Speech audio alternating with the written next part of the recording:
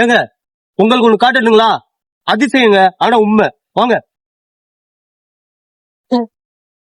இந்த இடத்துல இருந்தா பெரிய அண்டா கிடைச்சிச்சான். அது சாதாரண அண்டா இல்லங்க, சில்வர் அண்டா இல்ல, தங்க அண்டா கிடைச்சிச்சான். தங்கத்துல, அந்த தங்கத்துல இருந்து அந்த வெள்ளக்காரங்க எடுத்திருக்காங்க.